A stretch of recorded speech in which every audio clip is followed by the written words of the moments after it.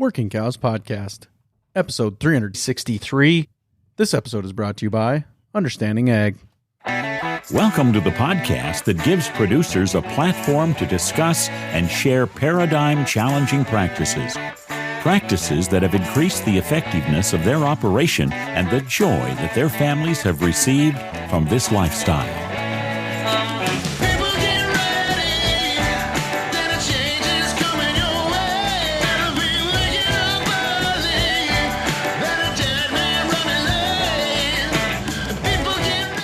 Howdy, everybody. It's Clay Connery, host of the Working Cows Podcast, recorded exclusively in the Understanding Ag studios. And this episode is brought to you by Understanding Ag. We've been fortunate to feature a number of Understanding Ag's regenerative farming and ranching experts on the podcast over the years. In that time, Understanding Ag's reputation for helping producers understand and successfully and profitably apply money-saving regenerative principles and practices has only grown. And there are two primary reasons for that. First, Understanding Ag's consultants are farmers and ranchers who've been there, done that on their own regenerative farms. And second, Understanding Ag's consultants aren't in the business to sell you costly inputs. They get no commissions and you get no pressure. Just profit-building solutions for your operation. Learn more at understandingag.com and discover the hope in healthy soil. That's www.understandingag.com. Very excited to be joined today by Tyson Hewitt. Tyson is an elder at the church I pastor, but he's also a real estate agent and a broker in here in South Dakota. They're licensed. Hewitt Land Company is licensed in Nebraska, Wyoming, South Dakota, North Dakota, and Montana.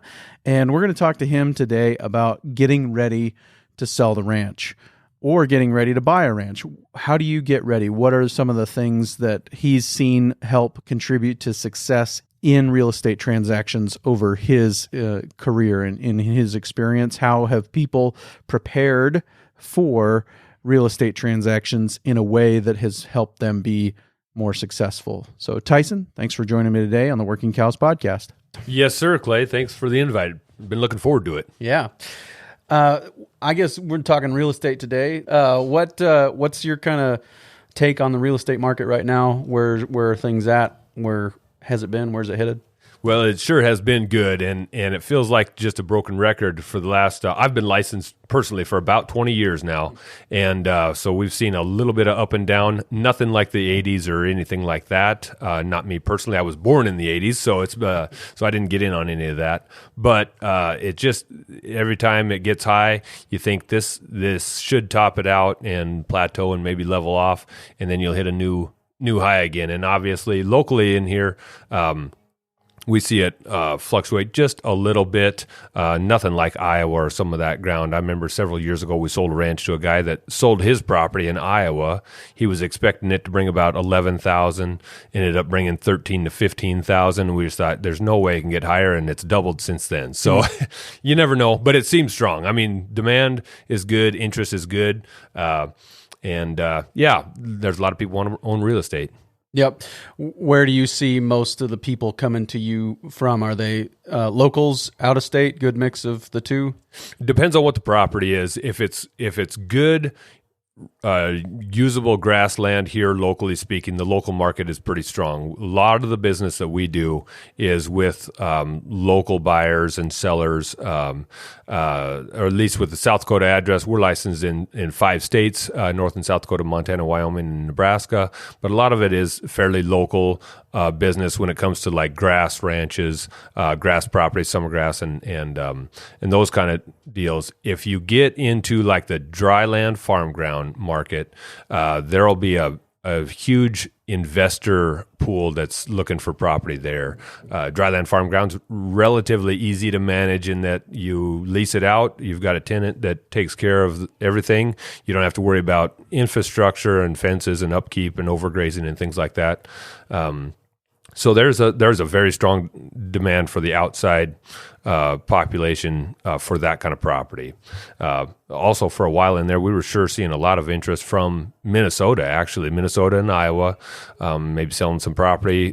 There's a certain level of appeal when you can trade a quarter section of ground out there and buy several thousand acres out here, you know. So that's kind of what seems to capture most of our market attention.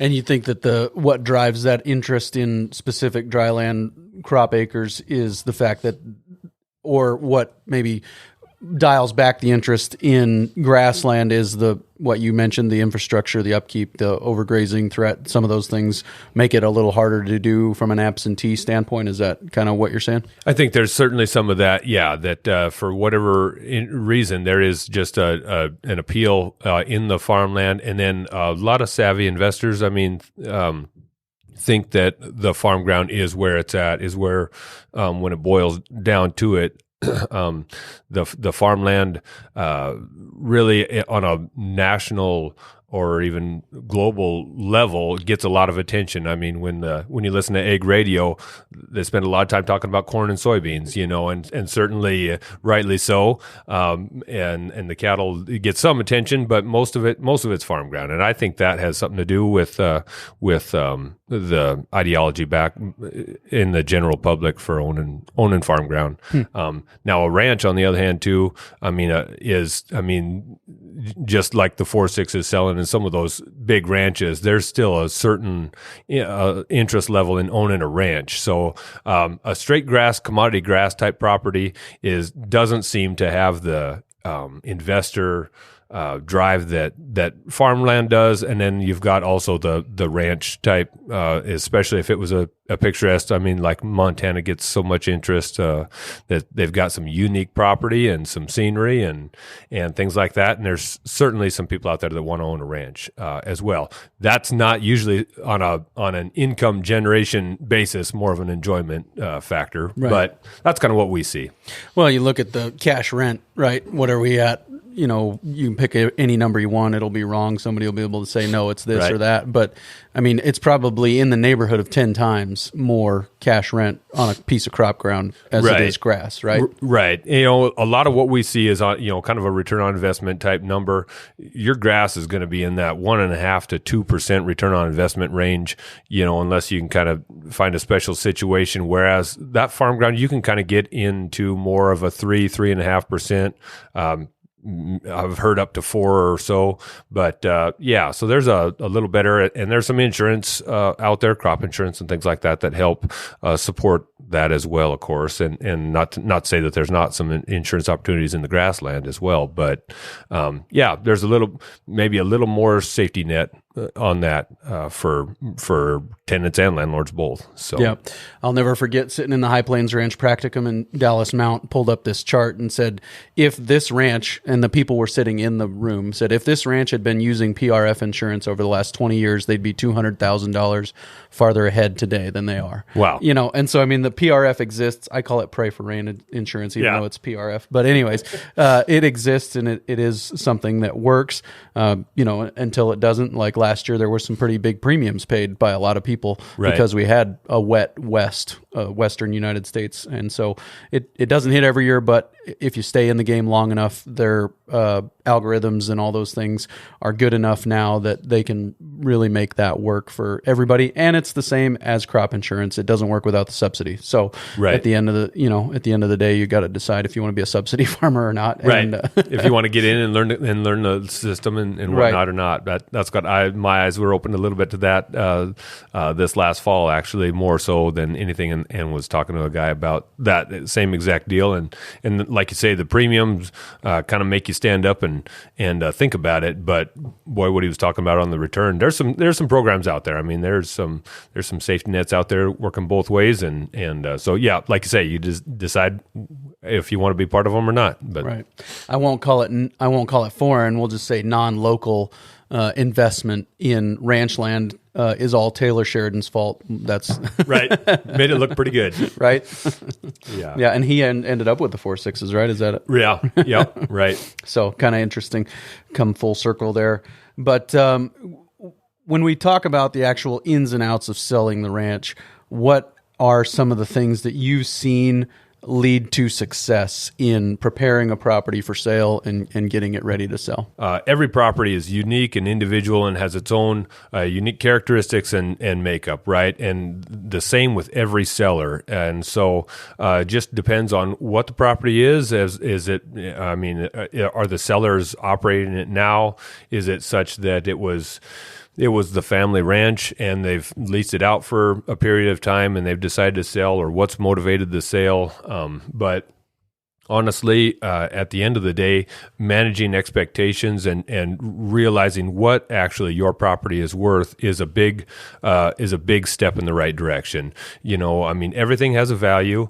A below average property is not going to bring above average money. Usually not going to, no matter how much, lipstick you put on the pig, so to speak. But just having the property and presentation is a real thing. Clean up the junk, gather the trash and get it kind of organized as best you can. Obviously there's some situations where we deal definitely with people that maybe have never even seen the property.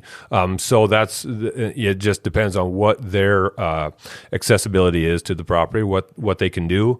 And then they have to just realize what the possibilities are with what they're willing to invest into it. I would not suggest, if the fences are in adequate shape and usable, I would not suggest going out and building brand new fencing things. If they're absolutely falling down, if you can tidy them up and do some of that, that might be an investment worth doing. Like in the house market, you don't go in and put new carpet in before you sell it, because I'll guarantee it'll be the wrong color and they'll rip it out. So if you're done with it, I'd say kind of walk away. But as far as the infrastructure is, to the extent that you're able, leave it in good shape, leave grass standing where there's grass. And if it's crop ground, get the weeds sprayed, fences, get them snugged up as good as you can, and pick up the trash and things like that.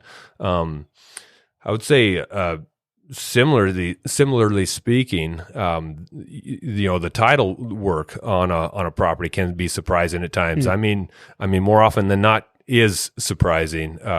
We've sold property that were owned by the same family since the homestead days. Part of it was homestead property, and it may be a deal where it was a father and some sons, and they had a partnership, and years ago they split the partnership up, but come to find out 30 years later, one of the brothers still had a third undivided interest in part of the property. Yeah. And we were able to go back and contact them and get that cleaned up and removed. But there's some of that kind of thing that is good to get ironed out before you go. And if we list a property, or especially an auction property, one of the first things we do is order a preliminary title report from the title company, your local title company there, and they'll do a title search and figure out what all there is, easements and owners and reservations and restrictions and things like that will all show up on the title report. So those are good things to have identified anyway, for sure.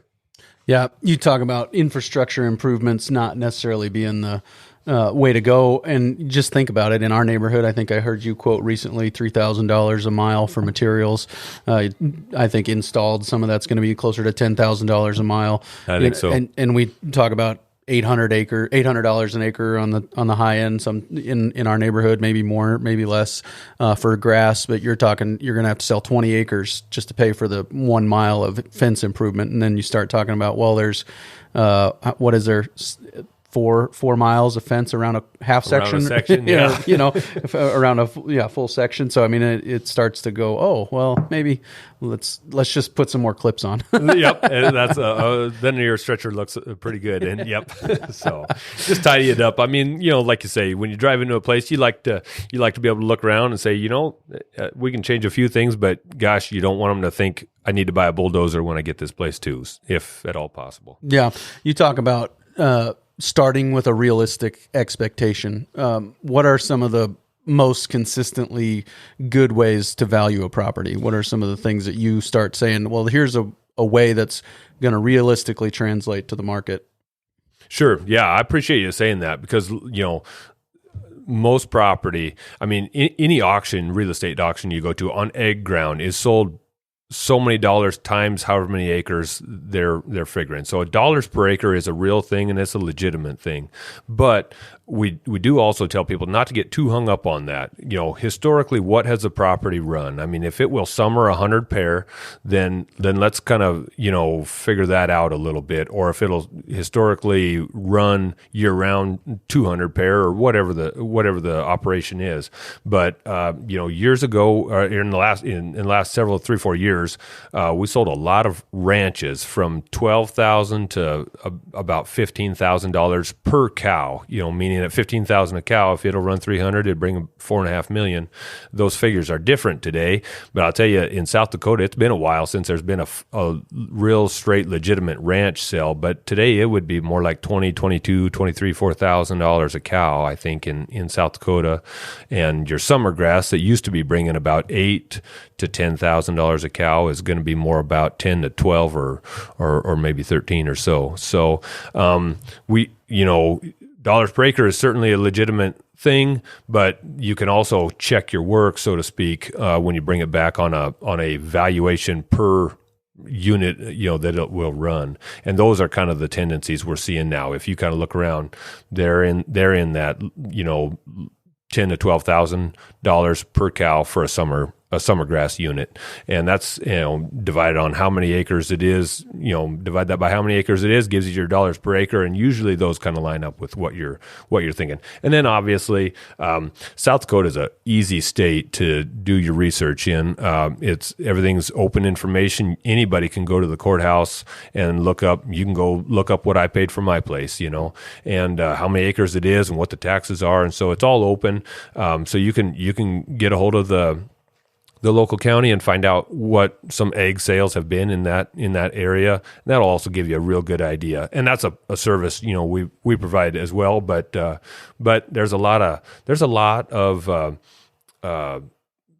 prospective sellers and buyers both that are pretty well educated anymore these days. There's a lot of information out there on the web, and so it's pretty easy to kind of get at least a real good feel for what's going on. Right. And when you talk about selling, buying, what are kind of some of the financing options that are out there that you have seen be successful? Sure. Yeah. Some of the financing locally, I'll tell you, there's some good banks locally here that go to work for you, and it would pay off to do a little research and find out what is the best fit for you and your operation. There's some of these credit unions around here that are doing quite a little egg business anymore, and they'll operate on some different terms than some of the egg banks. Yet it's also one of those things where those egg banks have been there for 100 years, and there's a reason. They're around and can stay staffed as well. So do some looking around. That's your typical traditional conventional lending. Also, the Farm Service Agency anymore has been a very good tool, and different counties are different, or different offices.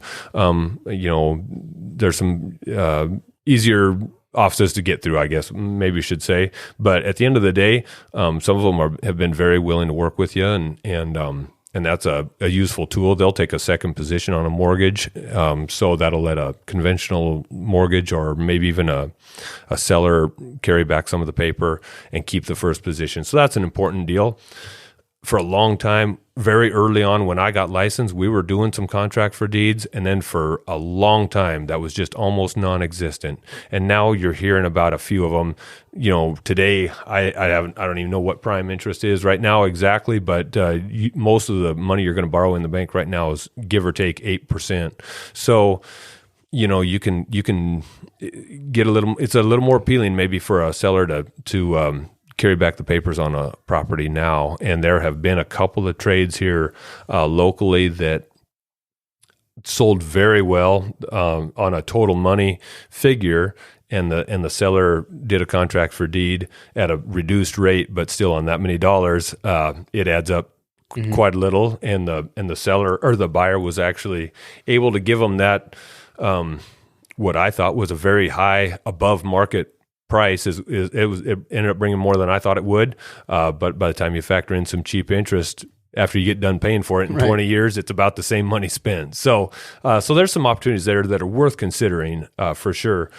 another tool that's out there, I guess, that really is a very large part of our business is not per se financing, but the 1031 tax deferred exchange is a tool that's pretty unique. I mean, it's a nice deal. It just allows you to sell property and then reinvest all of that money back into your replacement property without paying the capital gains tax. There's certainly a set of parameters that you need to follow, and you need to go through the right channels and talk to the right people. But like, for example, you can't sell a gym in Kansas and buy a ranch in Texas or in South Dakota. It's got to be similar business, right? Like kind property. And honestly, you can actually do a 1031 tax deferred exchange on a lot of things. You can sell cattle and equipment on a 1031, but that's a real narrow. I think if you sell steers, you need to buy back steers or breeding stock for breeding stock. The real estate market is pretty open. It's property held for investment, or it's a like kind exchange. So I know we've had guys sell apartment buildings or commercial buildings and come buy ranches, and the other way around. We've sold ranches and gone and bought commercial buildings or farm ground. So and that's what, honestly, all of that, what I mentioned before, the interest we're getting out of Minnesota and Iowa, they'll sell that. I mean, it's ground that maybe they gave, or Grandpa gave $50 an acre for it years ago, and they're bringing $25,000 a day. That's a lot of tax to pay, So if you can get out of that and you're reinvesting all that money anyway, that 1031 tax for exchange is a real good tool. I mean, if you're going to keep that money in property, if you're going to cash out, that's different. But certainly worth looking into and having a conversation about. So not a financing tool, but it's a pretty prominent way of the way we do business. I mean, I'll bet a quarter of our deals have some involvement with the 1031. Wow. Mm-hmm. You mentioned that when you started out, there wasn't much of that there was a lull in the contract for deed. Do you think that what's driving the return of that is aging ranchers, like people who are kind of in a place where they're able to do it, for one, from that seller financing or contract for deed perspective, but then also they don't have that successor coming up behind them to take over, and they want to help a younger person get started. Do you think that that's part of it, or is that not maybe reflected in what you're seeing?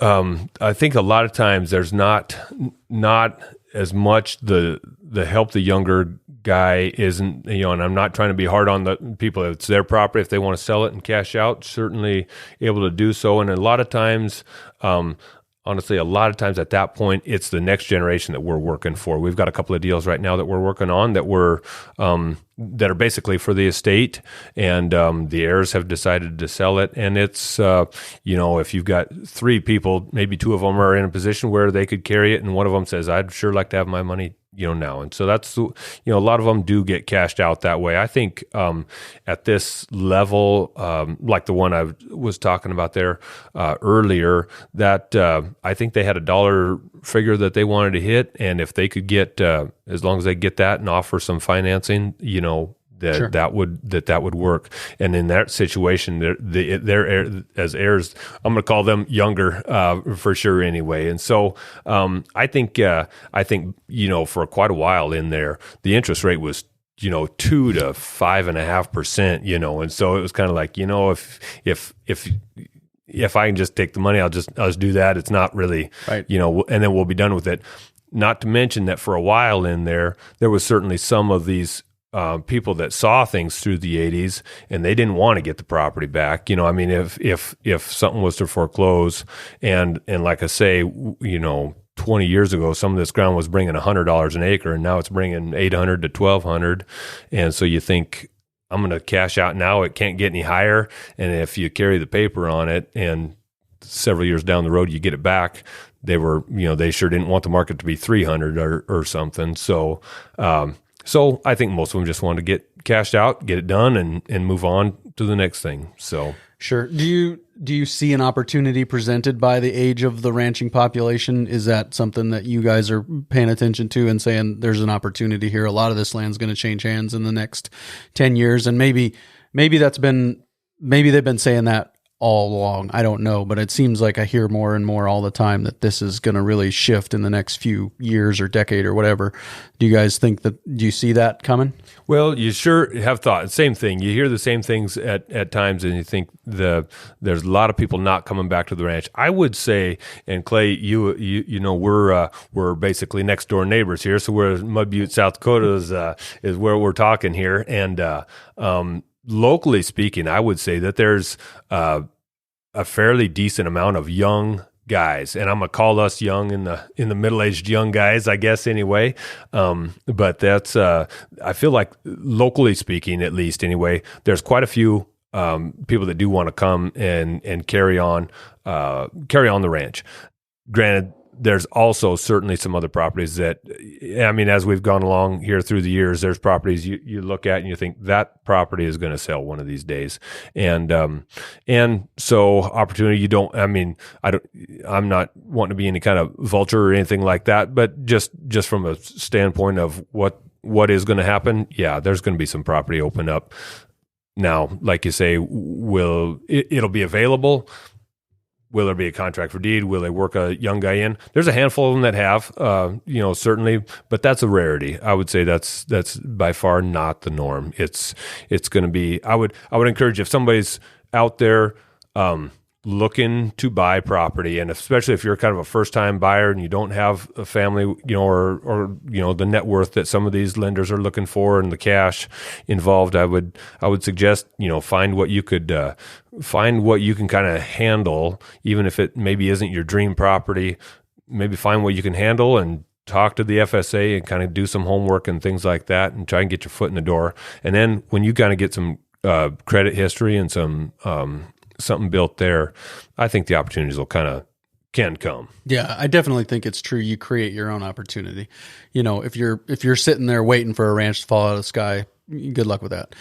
Just keep buying lottery tickets, I guess is kind of how that's going to work. Right. Right. But if you're out there hustling, working and building relationships with people and just, throwing out feelers, eventually those things, I think, will come together if you continue to be diligent in it. I agree with that. I had a young friend that was looking for a property, and we looked at a lot of properties, and I never was able to find him one that he got done. And I can have my own opinion, but he stayed diligent looking for what he wanted, and finally was able to find what he was looking for and made a deal and owns a place now. And so I would say like I say, that managing your expectations, I think, is a realistic thing. You decide what you want and how, to the extent you're willing to go to get that, and we'll by all means jump in and help you as much as possible.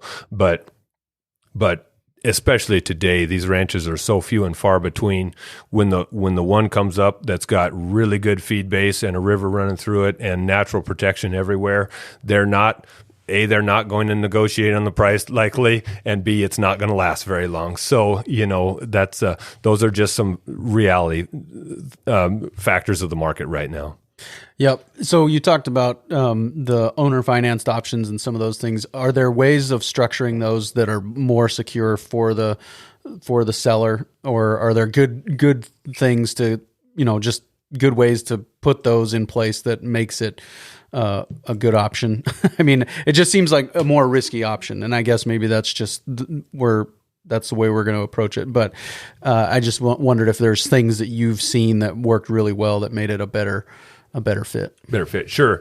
I don't know exactly, and like I say, every situation is different, and every person's risk tolerance is different as well. And so, I haven't necessarily seen them. Some ideas or thoughts I've had is if someone's transitioning and they own all the cattle and all the equipment and the land and everything already, maybe the agreement is, and part of a hedge is you brand a certain X number of the steer calves or whatever with the seller's brand or something, where he's got something coming at the end of the day or whatever it is.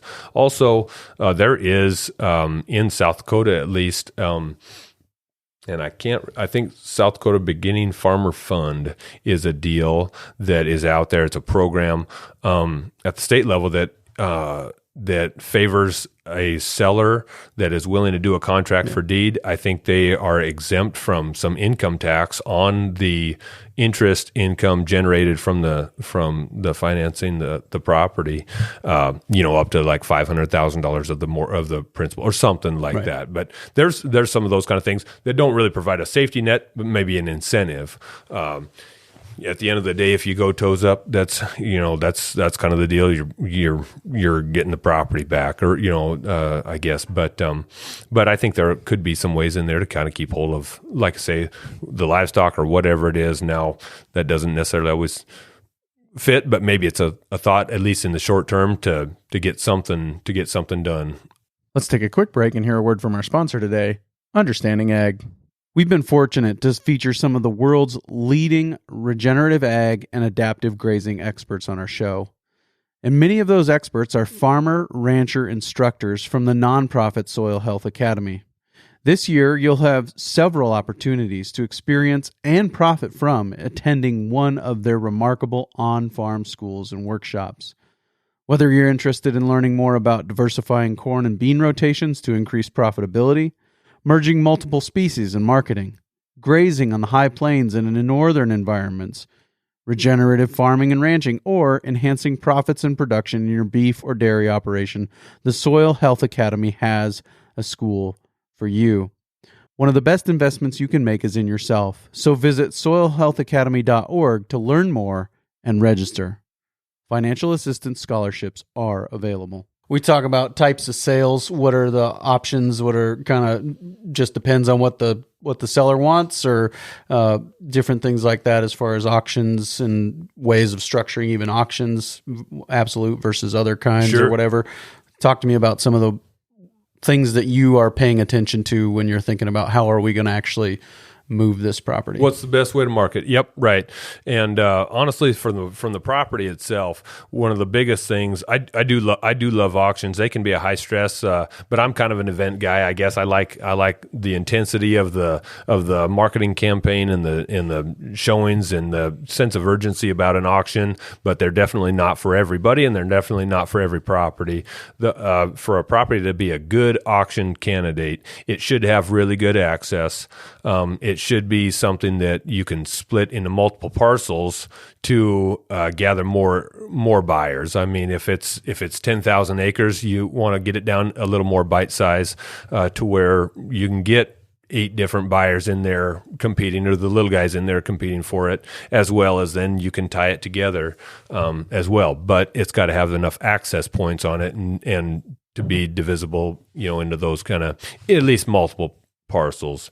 And so that's that. Another factor is, and that would be kind of out in this country, for me, most of that property, East River, if it's a quarter section of farm ground, I think the only way to sell it's by auction. Honestly, I don't know how you would price it at the top, and I mean, those auctions have been setting new highs. It just seems, not everyone, but by and large, they just sell very well at auction. So yeah, what do they say at the auction barn when you're selling livestock? True price discovery, right? Yeah, right. And I really think that in a market like this, and especially a couple of years ago, and I'm not as in tune with it as I was then, but when they just keep setting new records, even on residential properties, it's like you almost can't list that. You have to auction it because you don't really know what it's worth. You have no idea how much could be left on the table. People from California living in their campers, Right.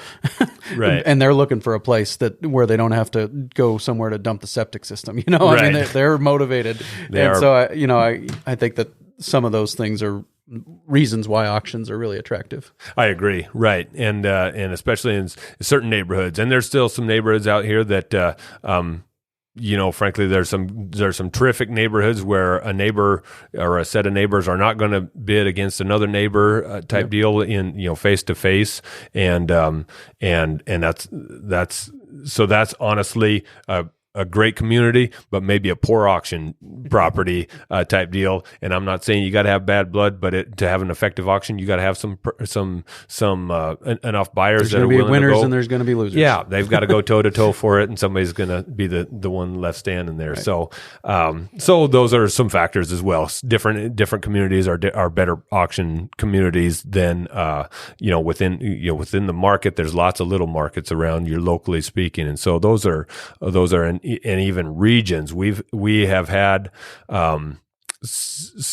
I'll say specific counties, I guess anyway, that have been very good to us. We've been able to do some good business there, and it's good property, but we've had some private treaty listings there, and we've had some auctions there, and by far have outsold the auctions as a private treaty listing. We've gotten along a lot better than the auctions have in certain areas, and so that's kind of an interesting fact, I guess. Anyway, yep. And then in other areas, there's no other way in my mind but to auction that thing, and then of course also, like we said, every set of sellers is different too. It may be such that the sellers are motivated sellers, and they say, you know what, this market, whatever it brings, is going to be good enough. I've found another property I want to buy, and I need to move this to get that done. The timeliness of an auction, you sell it on your terms, your day, and however long it takes to get that done. We usually need at least 6 to 8 weeks to advertise an auction, and then another 6 weeks to close it. But you're going to have the money in hand, within a total of 14, 15 weeks, and it'll be a done deal, and you can move on. So if that's a factor, then that can be appealing too. Another thing is sometimes, unfortunately, there's some disagreement, some squabbles, and usually auctions, to get all parties at the same table and negotiate back and forth on a private treaty listing is going to be difficult. Maybe let's just sell it. We'll set our terms, whether you're going to reserve the minerals or not, or whatever the possession is, outline the terms before the auction, and then just go that way. And then all that's left is deciding who the buyer is and what the price tag is. So some of that kind of stuff works better in different of those situations as well. Do you have a preference as far as auction structure? Absolute. Otherwise, is it kind of case by case, or probably kind of case by case? I think if the decision has been made to sell it in some situations, and there's some properties that the longer they go on, they're not going to get better. Whether it's operations or whatever, somebody's health or whatever has happened. If you decide to move on, maybe absolute's the way to go. And I've talked to there's quite a few brokers in our area that have been here a long time and done business. And if you you can talk to 3 of them and get 3 different answers. And some of them are going to say absolute's the only way to go. And I'm not going to stand on that and die on that hill, I guess, anyway. In some situations, they probably are, or if a property has been kind of, thrown on the market and pulled back, and, if they've teased the market a little bit with it before, if you're serious about selling it, there's times it's like, you know what, we're not going to get anybody here and take it serious if we don't put this out there absolute. So maybe that's the time to get it done. So, and then other times, if you are, we need if we're gonna take a property to auction with a reserve, we want it to. It's got to be a realistic reserve, and to avoid a train wreck type situation, or who knows anymore. Black swan events happen all the time. You'd hate for something to happen. This guy's life work fall the day after, something like that, and generations even. Right, exactly. So we're certainly willing to work with anybody on that, and like I say, yes, I think different situations lend itself to different auction methods over other times. Right. And there isn't really any restriction. Other than the fact that you've advertised it one way, but like say a black swan event does occur, the auction day comes and you're like, okay, hold on, panic sets in. Right. How do you handle that? Can you go a different direction even though the advertising said one thing? It gets from an integrity standpoint Right. or whatever, gets to be a sticky situation. But Right. Yeah. I think at that point it's a little tough. Mostly a reputation type thing. And believe me, we've been in business for a while now, and reputation's a real deal. But at the end of the day, our client's day is, we want to do the best for them too, without tarnishing ourselves. Type deal. So I think, every time we write up a flyer, announcements made, sale day, take precedence over printed material. So if we need to change something, I've never heard it change from an absolute auction to a reserved auction, but I have seen it advertised as a reserved auction, and then day of the sale they announced that it would be absolute, and so that was an interest, or at least portions of it would be. Sure. And so I think a guy could change. If something's happening and it's not the right thing to do, Right. we better let's pull the plug and let's change course. if your auction was September 12th, 2001, maybe we were, We'd maybe done something different there. And probably everybody would understand if it's something on that level. So. Right. Yep. Other listings, the only other listing I'm aware of is a straight listing. Is there something else that I'm not aware of, or other options? That's primarily the way we do it. Where they talk about pocket listings and things like that are, sometimes you may know of a ranch, and sometimes there may be somebody that says, I'll list this place, don't advertise it. I don't want anybody to know I'm selling it. And those are difficult. They can be difficult. Sometimes you stumble onto the right, in your network, the right guy, and you can get something done. But mostly it's still a private treaty listing, right. Whether you advertise it or not, or whether it's on the web or not, or in print, or whatever the terms of that can be. It's going to hit the MLS, right? No matter what. Well, not necessarily. Okay. Us, we actually, the multiple listing service is its own association. I see. And so you've got to be a member of that to be on the MLS and or to have your properties on there anyway. But anymore, like I say, technology is so huge anymore. Right. Zillow or Realtor.com is basically, going to overtake the MLS in my opinion. And we put stuff out there if everybody's okay with that, we do it, and you can get it to a huge network of people that way. Yep. So, yeah. So when we're talking about doing a listing, some considerations there are things that you're thinking about that are going to help this be a successful opportunity. What are some of those things? Sure. Yeah. I'll basically, like say, initially getting your property ready to go, knowing what we do have to sell. If there are restrictions, or do you want to keep the minerals or not? Do you have the mineral or not? Rights or not? And there again, in some areas down here, that's not as big a deal. If you want to sell something in North Dakota, that's going to be a real deal. So, and I'll just say it like this: you're likely not going to get mineral rights in North Dakota. So that's part of what's happening there. Time and again, of course, the commission, right? That's the biggest deal. And that was a thing I thought of too. If you do go to hire somebody, make sure you know what you are getting for that commission. Everybody charges a little different.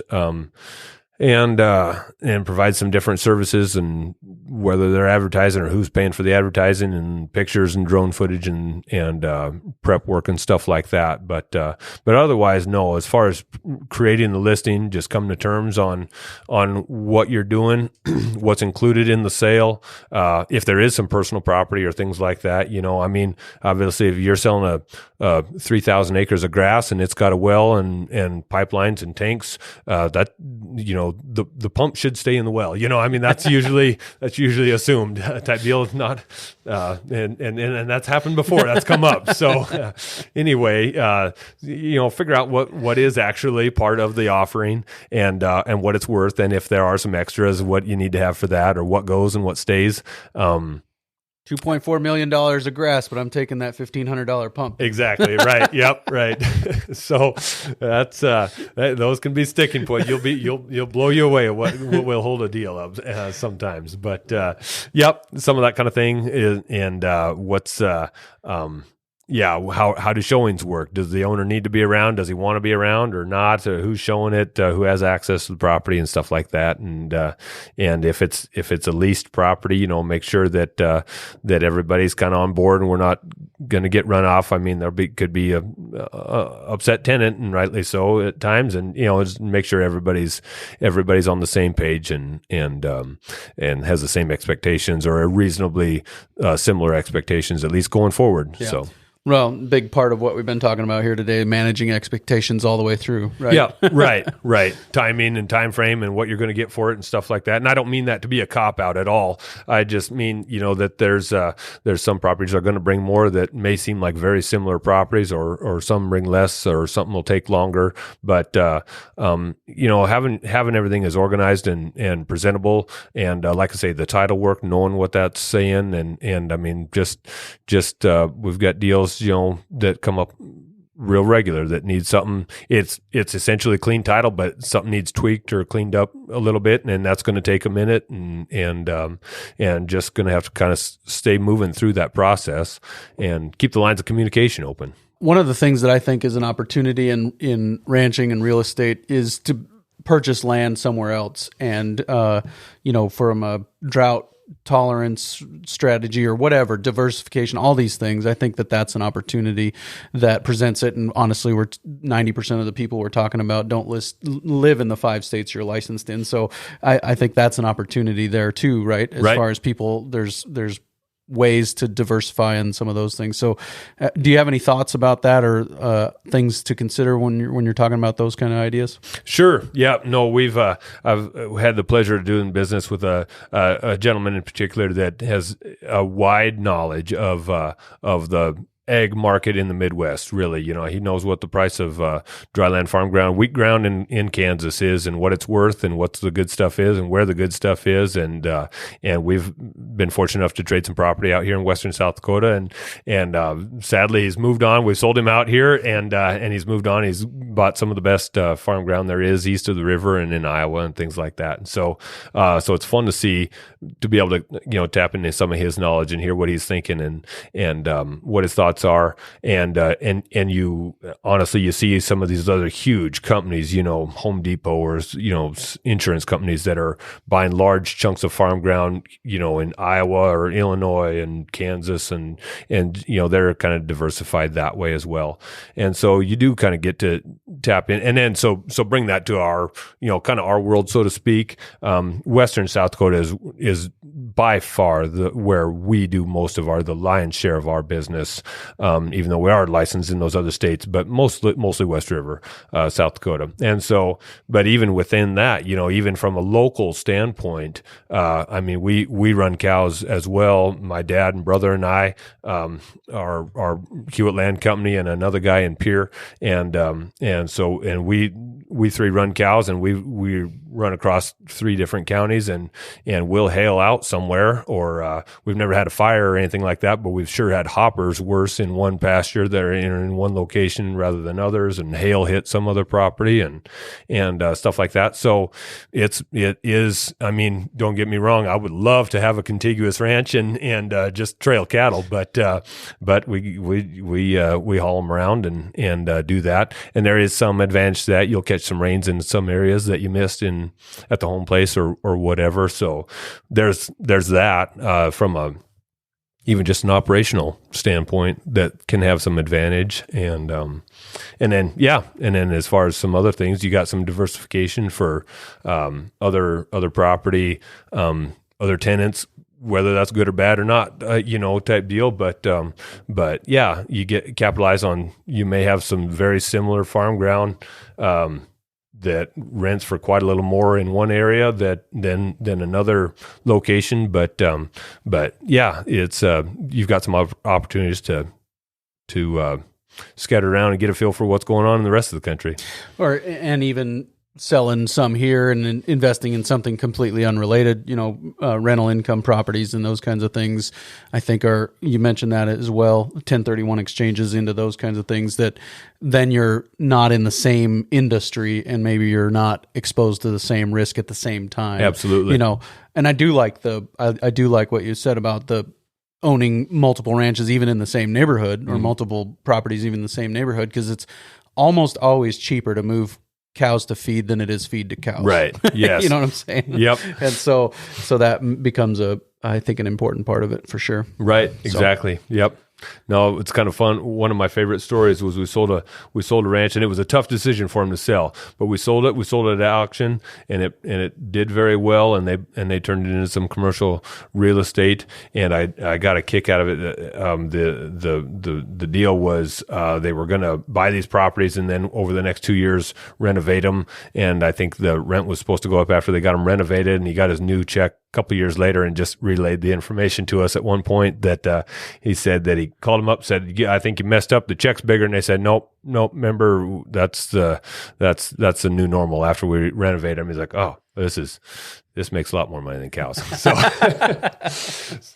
yep, for sure. No, I appreciate that. I think it is an important opportunity, especially in a time like now, right? In the cattle industry, and I know not everybody's realizing the potential that this opportunity in the cattle industry, or this market high, presents. But you got a little extra income that you haven't had in the past. There's opportunities for expansion. There's opportunities for investing in other sectors of business, right, and some of those kinds of things. So I think those are pay down debt. Wherever you're at. If you're younger, like Tyson and I, of course. Yep.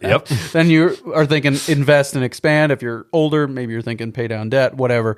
But I think there's some opportunities there, and so to that end, talk a little bit about the buying side of that. Some of the things that you kind of, when you have a guy come to you saying, "I'm looking to buy," what are some of the things that you're kind of trying to help him think through? Sure. Yep. Nope. I obviously at this level, it's kind of like everything, right? Everything's expensive.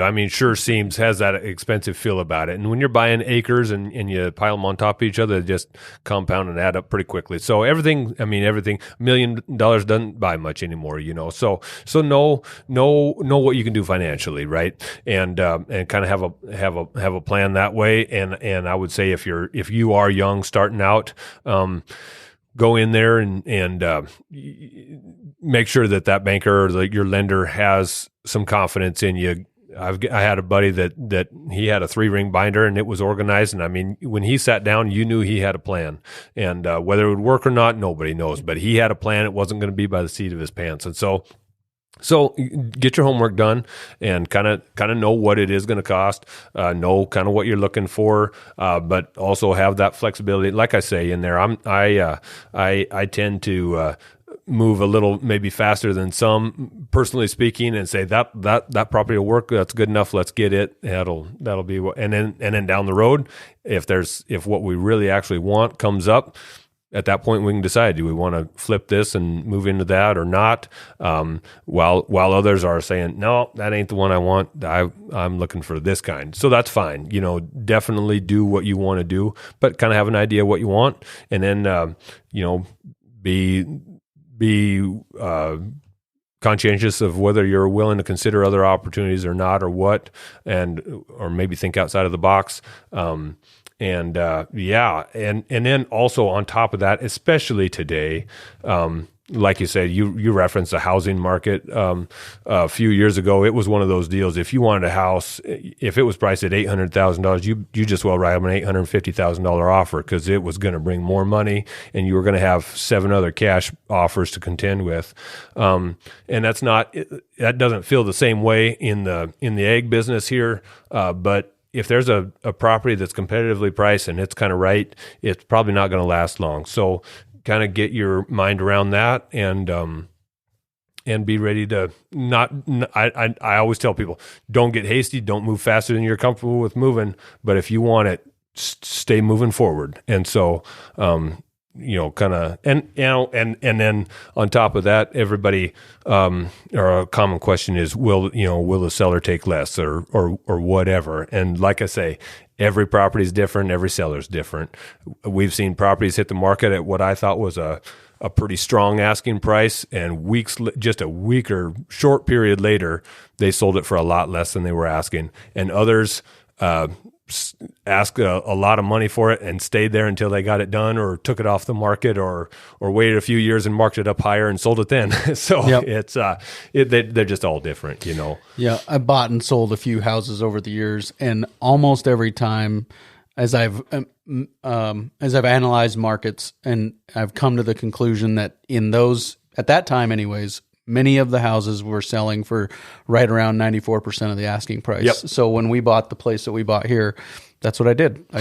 Here's his asking price, 94%. That was my offer. Really? And he said, I would like to have more, but I'll take it. Yep, perfect. You know, and so I don't know if there's anything to that or not, or if it holds, but I absolutely think there is. You know, when you talked about private treaty listings, if I know you want to price it up at the top there. I mean, to where you're not leaving any money or the least amount of money on the table as possible. But it's got to be within about 10% of the market. Otherwise, you just get ghosted, and you don't get them. You might show it, but you don't get any. It's tough to get offers. Yet, I will also say, being how you asked about buyers, don't be afraid to make an offer that works for you, because you do never know. I mean, the worst they can say is no, and if you tell me to drop an offer, basically the only person's time you're wasting is mine, and so that's what I'm here for. And so we can it's a Word document. We can cross that out and put a new number in if you want to come back, you know. But you know, get serious. I mean, get realistic about what you're going to offer. Don't be afraid to make an offer. You know, I don't usually worry about insulting people, but if, you know, don't make a waste of time offer either. Yeah. So, you know, there's a fine line somewhere in there that needs to be paid attention to. But yeah, I'd say if you're looking for property, kind of get familiar with the process, what it's going to take. Closing costs are another thing. You know, what's typical there. Nearly every auction property, the terms are going to be that you're going to split the closing costs and the title insurance and some of the normal fees, you know. So depending on what the property is, it's going to take another $1,000, or, you know, depending how much title insurance, what the value of the property is, it may be several thousand more, but those will be some costs to consider as well. So sure. Dave Ramsey says, you know, that's what his in his course, he's always saying, Dave Ramsey says, you know. Yeah. But Dave Ramsey says always involve a real estate agent. I agree. I look at it similar to the way I look at doing taxes. It's like I do a taxes so that the CPA looks it over, and then I'm less likely to end up in jail right. for my taxes being done incorrectly. And, you know, I sign a document that says I didn't lie to you when I gave you these numbers, you know, but I'm just saying, I think it's good to have a professional who that's what they do all the time involved. And there are definitely advantages. Yeah, you're going to pay some commission, but I think it's usually a pretty small, in the grand scheme of things. In the grand scheme of things, I agree. And, you know, and for the seller, in the lion's share in our neck of the woods, the seller is going to pay the commission on these ranch deals. And it's fun to see. I mean, your success stories are the ones that the seller offered this section of grass to the neighbors for $1,500, you know, and they all said, you know, thanks, but no, and you took it to auction and got $2,000, you know, type deal. Those are the success stories. They don't all end that way, but in that case, the commission is pretty cheap, and you know, and then. But yes, and then from a buyer's standpoint, a lot of us out here, us, and we'll call it, you know, the Hayden Outdoors and the Hall and Halls are the big boys, right? But we've got a good working relationship with all of them. A lot of times they will pay a buyer agent out of their check. So if I represent you as a buyer to go buy a Hall and Hall property, they'll pay me. It's not going to cost you any more out of pocket. So, you know, 98% of the time. So absolutely. I will say though, if you are a buyer you're looking to hire a buyer agent and work with them, let your buyer agent make first contact. I mean, there's kind of some protocol that needs to be followed, and you've got to, you know, kind of abide within those kind of terms just a little bit anyway, and at least, you know, let them make first contact, and then you've got a track record going forward with that listing broker and can go get some business done, hopefully. What are some of the things that you guys really try to pay attention to at Hewitt Land Company that you think sets you apart? Some of the things that you're really excited about and focused on as far as just helping people succeed in this real estate? Sure, that's a great question. I'd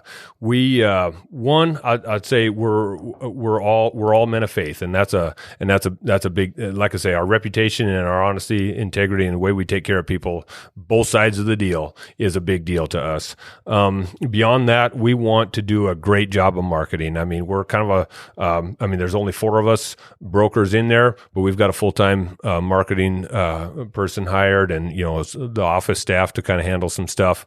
And we try to make sure that we're up to date on what's happening, and we're paying attention to where we are. I mean, it can be very difficult to track your advertising dollars and where you're most effective, but we try to spend a little money getting that done. And getting those properties out there. We try to be in some of the same publications as some of the bigger outfits that have maybe 30 to 70 agents with them. We don't take up as much advertising, as much space on the page, maybe sometimes, but yeah, that's part of the deal. Honestly, there's the two of our agents are my dad's one of them, and the gentleman out of Pier are I'll call them it's my dad, so it's the generation older than us, and then my brother and I are the other. So we've got a little bit of both sides of the equation. My brother and I are more of the buyer type mentality, and my dad and Dan maybe more of the seller type mentality, and so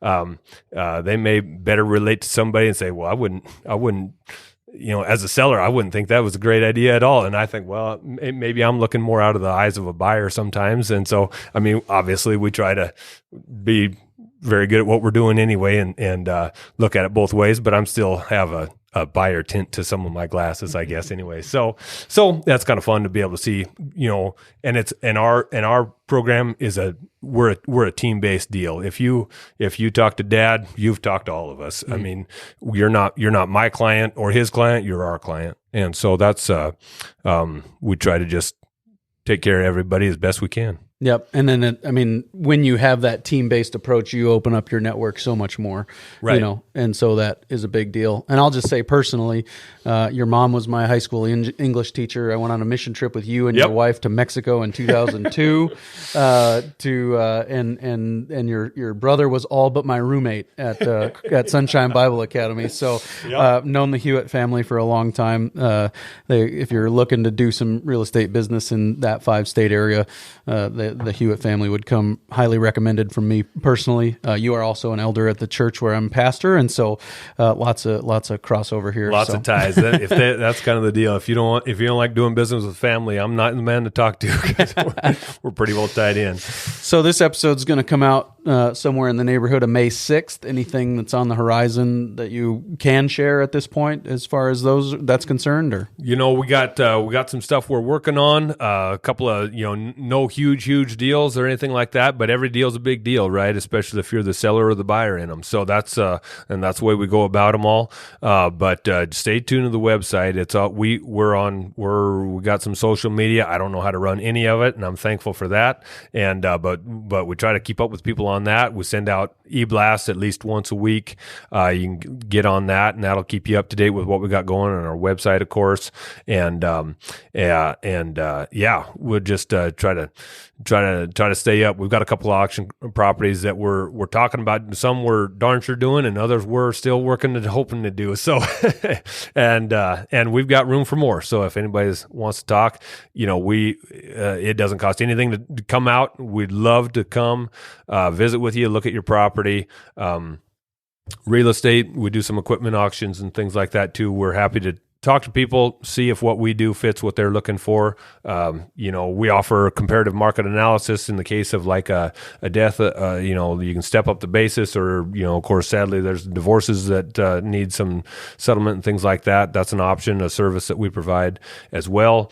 And so, we're happy to talk real estate with anybody if you've got anything that is on your mind, and see what we can get done for you. All right. Show notes page for today will be workingcows.net/363.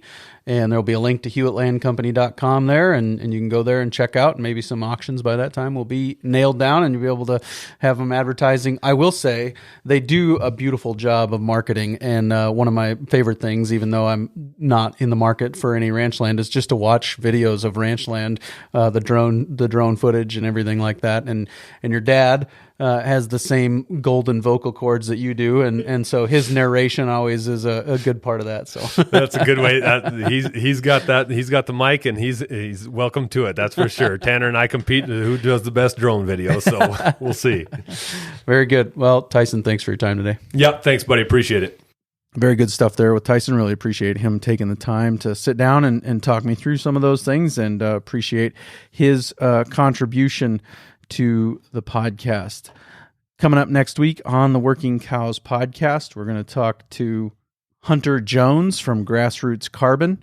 We're going to talk about how do we take advantage of carbon markets? What are the opportunities? What is involved in it? How do we take advantage of the opportunities presented by that? So looking forward to that coming your way real soon on another episode of the Working Cows podcast. We'll see you then. We invite you to visit workingcows.net to subscribe to the show via iTunes or Stitcher. You'll also find detailed show notes pages, resources from our guests, and the industry leaders who have influenced them. For more ideas on putting your cows to work for you in a more profitable way, tune in next week.